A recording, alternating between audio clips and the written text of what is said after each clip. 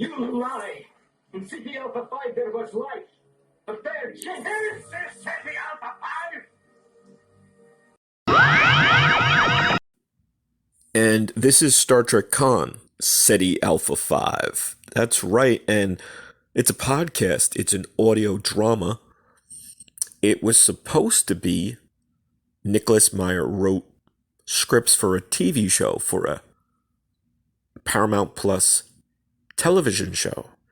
And then it was, I was going to say downgraded or reduced or evolved or devolved into what we're going to get, hopefully. Star Trek Khan, Ceti Alpha V. So it was first announced 2 years ago on Star Trek Day, of course, right? When all the big news, I guess all the big news now is going to be on Star Trek Day, or certainly they would love to have that sort of, marketing synchronicity.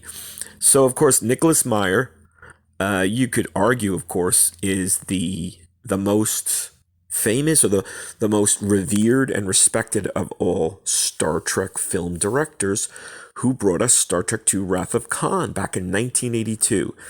And this podcast, based on that, but of course based on Space Seed, the original series episode, which introduced Khan Noonien Singh to the Star Trek universe. And I don't know about you, but I always say that there's two villains characters that are my favorites, and they have something in common because they're like a king and queen, and that's Khan from Star Trek II Wrath of Khan and the Borg Queen from First Contact.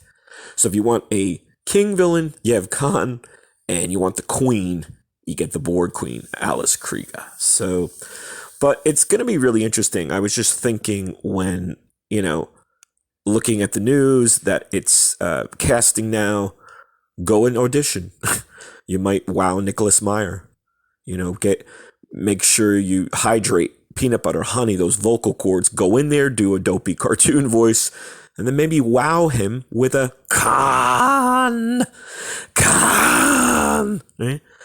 But I was thinking, of course, how podcasts, I'm doing a podcast, everyone seems to be doing one. So it's not, even though I still kind of mourn and miss the opportunity of a television show, of a series, I'm digging. I'm looking forward to a podcast, to an audio podcast. Why not?